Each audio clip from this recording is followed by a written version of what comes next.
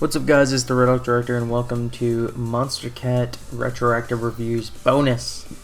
And here we're talking about Trainer Battle, as you just heard. Leading off of the song is a little weird for this, but that's how these are gonna go. So we'll start with I guess talking about the song a little bit, because it's not a standard Monstercat song. There's a reason it's not on the album, and that's because it is actually a remix or remake. It's really more of a remake of a Nintendo video game song. If you've ever played Pokemon, you probably recognize this, specifically Pokemon Gold, Silver, Crystal, or the remakes Heart Gold and Soul Silver. But this is Matduke's second song on the label, and it's his first D&B song on the label as well, and it's his only, actually. But the reason this isn't on is because of obvious copyright issues. However, I'm reviewing this and not all these other older songs that are on here, such as the Project 46 remix of What Is Love, or all the all the promo songs, because this is actually still on the channel and it's still kind of treated as a Monstercat song. So I figure I may as well go over it because it is a good song, as we'll get into. The reason it's called Trainer Battle is obvious. It's a remix of the Trainer Battle song from Pokemon Gold, Silver, Crystal, Gen 2. And what a Trainer Battle is, it's just a Pokemon battle against another trainer. So the more you know. The first trainer to eliminate the other trainer's Pokemon wins in this battle format, I guess. That's what the vast majority of them are in Gen 2 and really any Pokemon game. So anyway, the actual song starts with the wild encounter sound effect. I guess it's really just an encounter sound effect. I don't know if exactly the wild encounter, but it's chiptune before it becomes electronic as a whole. I mean, I guess it's electronic anyway, before it becomes electronic music or EDM or whatever you want to call it. And a rumble kind of indicates the start of the intro, and it's very ravey. That's really the best I can call this, which is weird for D&B, but or at least Monstercat D&B. But whatever. It's Matduke. That's kind of what you should expect. The melody here is similar to the melody of the original, but with a drum step beat, and that's going to be a common theme throughout this. And then percussion becomes much faster here to indicate the drop. It's not really much of a build-up, but it's there. So after about 15 seconds, the first drop is here, and it's a standard D&B with a ravey melodies, very similar to the original Trainer Battle theme, and it's got really cool background melodies in line with the original. Specifically the ascending background melody, you know what I'm talking about, the one that kind of goes up and down. That is so cool, and it's in the original too, obviously. But it's done really well here, and it really makes this part of the song not repetitive. And then a drum step beat comes in for the second part of the drop with the changed melody in line with the original. And this part's beat is really cool, I'm not gonna lie. Generally, in songs like this, I prefer the D&B beats to the drum step beats, but Matduke does really cool stuff with the drum step beat here, especially because of the sort of staggered melody. It really works well, in my opinion. And then that's the end of the first drop. The beat drops out, heading into a breakdown, and the drum step beat rapidly gets faster, which pretty much leads immediately to the second drop. Not much off drop stuff in this song.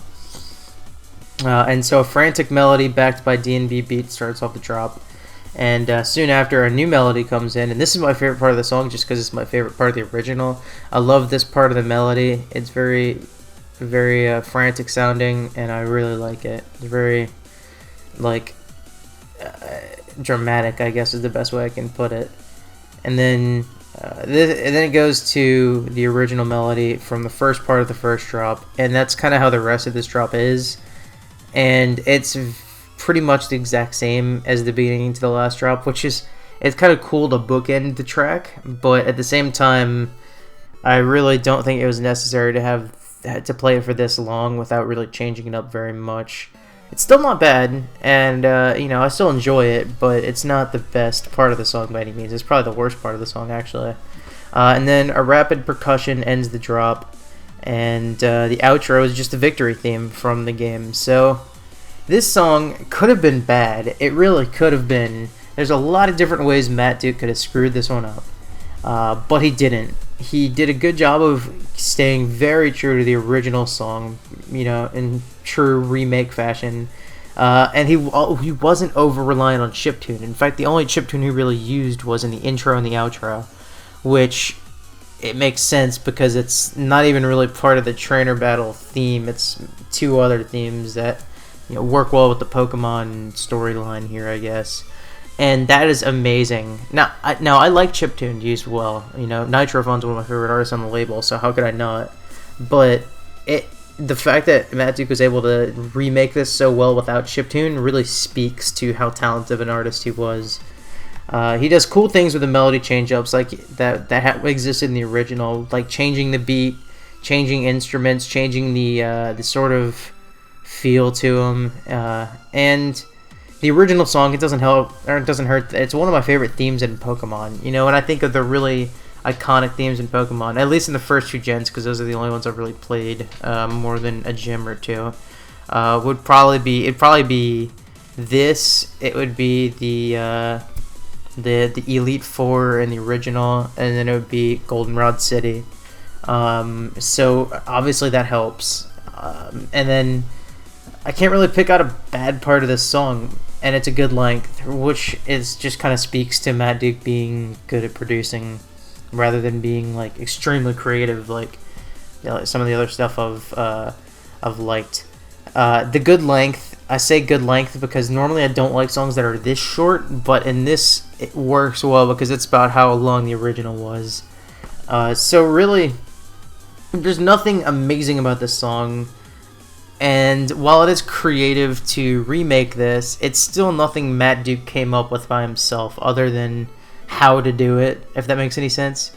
So I can't really love the song. I can't really treat it like it's the best song on the label as of this point, because it's actually one of the best songs on the label up to this point. If this was on Monstercat 2, I probably would have rated it second or third, in there with Airwaves and Lost, because it's that good.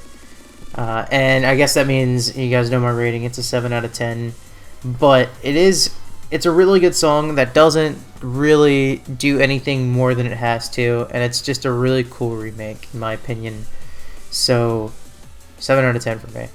I hope you enjoyed this Monstercat bonus review, because there won't be another one for quite a while. I'm just going to throw that out there, because basically what this will be is for any songs uploaded to the main channel that were not included on a compilation album, which means the next one is actually going to be Famous by Archie, which is going to be with the 12 reviews, which could be it probably will be in over a year, if I even continue doing this, which I like doing it, even though it's not the most popular feature on my channel. But yeah, that'll be the next time I do one like this. But this will be for pretty much any like EP pre-releases that aren't included, or any remixes that aren't included, or other stuff like Remix Week and the whatever ampersand was on the EDM Spotlight thing. I don't know. That's what this will be used for. And yeah, I hope you guys enjoyed this, because good song. Next up, we start with the Monstercat 3, and yeah, I'm looking forward to that one.